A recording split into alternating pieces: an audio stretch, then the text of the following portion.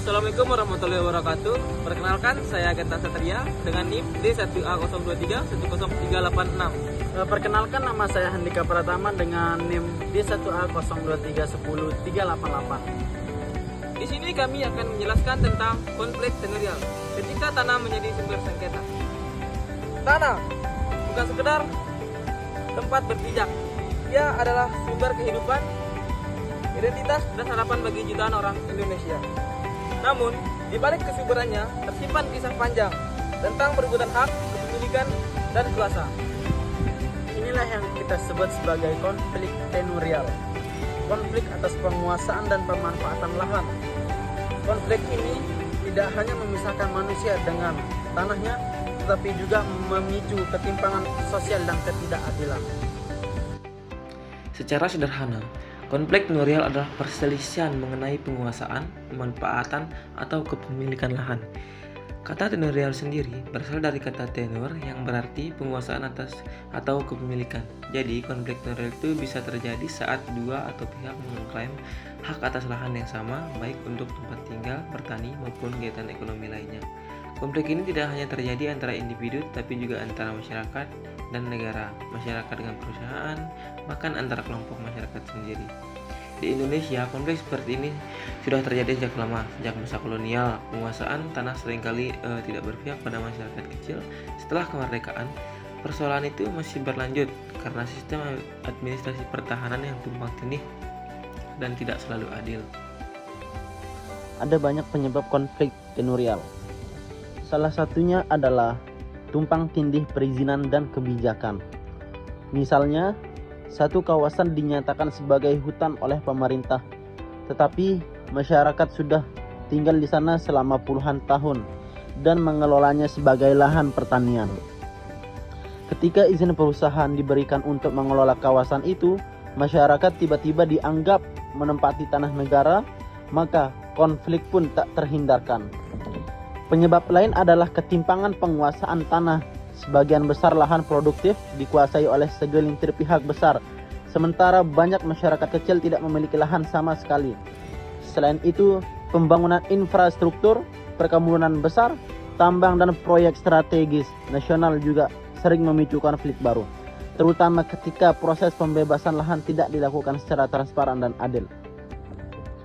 Tak jarang pula masyarakat adat menjadi korban karena wilayah leluhur mereka tidak diakui secara hukum, padahal mereka sudah turun-temurun menjaga dan mengelola hutan tersebut. Konflik tenurial memiliki banyak bentuk. Ada yang berupa sengketa antara masyarakat dengan perusahaan perkebunan seperti sawit atau tebu. Ada pula konflik antara warga dan pemerintah dalam proyek pembangunan jalan, waduk, atau bandara. Beberapa konflik terjadi karena tumpang tindih sertifikat tanah, di mana dua pihak sama-sama memiliki dokumen yang sah menurut instansi berbeda.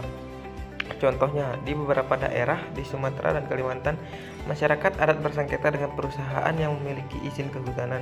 Di Jawa, banyak petani berkonflik karena tanah garapan mereka diklaim sebagai aset negara. Semua kasus ini menunjukkan bahwa masalah tenurial tidak hanya menyangkut hukum, tetapi juga menyangkut identitas, budaya, dan hak hidup masyarakat. Dampak konflik tenurial sangat luas.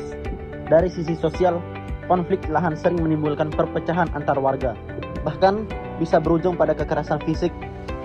Dari sisi ekonomi, masyarakat kehilangan sumber penghidupan, petani kehilangan ladangnya, nelayan kehilangan akses ke pesisir, dan masyarakat adat kehilangan hutan tempat mereka bergantung hidup. Sedangkan dari sisi lingkungan, konflik ini juga berakibat fatal. Banyak kawasan hutan rusak akibat perambahan dan eksploitasi berlebihan saat konflik ini terjadi. Lebih jauh lagi, konflik tenurial juga menghambat pembangunan nasional. Ketika status lahan tidak jelas, investasi dan proyek pembangunan jadi tertunda. Tapi, yang paling penting, konflik ini menimbulkan rasa tidak percaya antara masyarakat dan pemerintah, sesuatu yang hanya bisa dipulihkan dengan keadilan dan dialog terbuka. Lalu, bagaimana cara menyelesaikan konflik tenurial? Pemerintah, masyarakat sipil, dan lembaga adat telah berusaha mencari solusi melalui berbagai cara. Pertama, mediasi dan musyawarah. Ini adalah langkah awal yang paling manusiawi, mempertemukan pihak yang berkonflik untuk mencari jalan tengah. Kedua, reforma agraria. Program ini bertujuan membagikan kembali lahan secara adil kepada masyarakat yang membutuhkan, sekaligus memperjelas status kepemilikan tanah. Ketiga, pemetaan partisipatif. Dalam metode ini, masyarakat terlibat langsung menentukan batas wilayah adat atau lahan harapan warga. Hasil pemetaan ini kemudian bisa diakui oleh negara sebagai dasar hukum. Keempat, penguatan hukum adat. Penguatan terhadap hak-hak masyarakat adat sangat penting agar mereka tidak terus-terus menjadi korban konflik lahan. Konflik tenurial bukan sekedar soal tanah, tapi soal kehidupan dan keadilan. Setiap hektare tanah menyimpan kisah perjuangan manusia yang berusaha bertahan hidup. Jika kita ingin membangun Indonesia yang adil dan berkelanjutan, kita harus memastikan bahwa setiap warga negara memiliki akses yang adil terhadap sumber daya tanah. Tanah seharusnya tidak memisahkan, tetapi menyatukan. Tidak menjadi sumber konflik, tetapi sumber kehidupan. Mari kita jaga, kelola, dan gunakan tanah dengan bijak. Karena dari tanah kita berasal dan di atas tanah pula masa depan kita berpijak. Konflik tenurial bukan akhir dari cerita, ia adalah panggilan untuk memperjuangkan keadilan bagi semua.